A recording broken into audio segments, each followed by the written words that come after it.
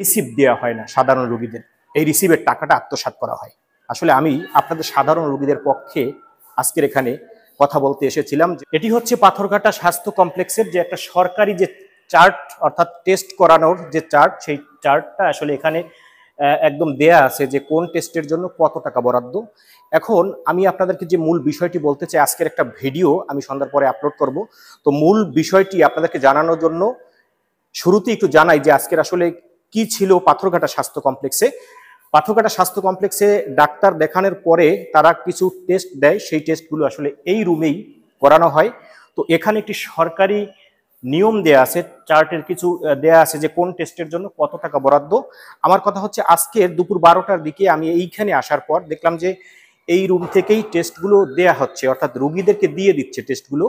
তো আমি কয়েকজন রোগীর সাথে কথা বললাম, সেখানে তাদের কাছে জিজ্ঞেস করলাম যে আসলে তারা টেস্টের পাশাপাশি তাদের কাছে আসলে সরকারি যে টাকাটা এখানে নিচ্ছে সেই টাকাটার জন্য একটা রিসিপ্ট দিচ্ছে কিনা।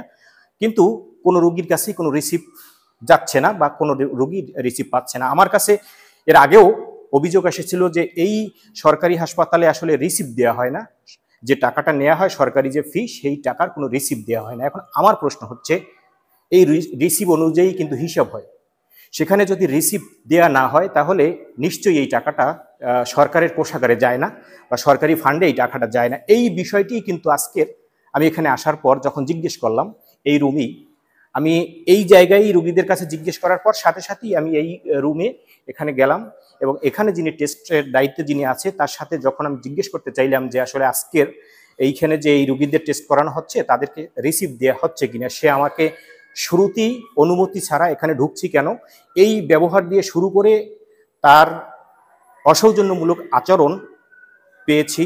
তো যাই হোক, আমার কথা হচ্ছে যে অনেকে আপনারা আমার একটা স্ট্যাটাসে অনেকে অনেক রকম মন্তব্য করেছেন। আসলে আমি আপনাদের সাধারণ রোগীদের পক্ষে আজকের এখানে কথা বলতে এসেছিলাম। যেটা আমি কি করেছি সেটি পরবর্তীতে ভিডিওর মাধ্যমে অবশ্যই আপনাদেরকে জানাবো যে মূল বিষয়টি আসলে কি ছিল। তবে শুরুতে একটু জানাই যে মূল বিষয়টি ছিল এখানে রিসিপ্ট দেওয়া হয় না সাধারণ রোগীদের, এই রিসিভের টাকাটা আত্মসাৎ করা হয়। এই প্রতিবাদটাই মূলত করতে এসেছিলাম। এখন অনেকে বলতেছেন ক্লিনিকে বা বিভিন্ন জায়গায় রিসিপ্ট দেওয়া হয় না, সেটাও দেখেন। আমি যে যুক্তি নিয়ে এইখানে যে বিষয়টা নিয়ে এসেছি সেটি যুক্তিসঙ্গত কিনা সেই বিষয়টি আগে দেখবেন।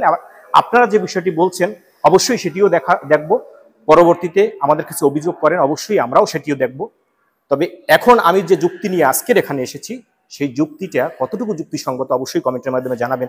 আমার ভুল হলে অবশ্যই আপনারা সেটিও বলবেন। আরেকটি বিষয় হচ্ছে, কিছুদিন পূর্বে একজন ফার্মাসিস্ট এখানে চিকিৎসা দিচ্ছে, এই বিষয়টি নিয়ে আমি একটি ভিডিও দিয়েছিলাম।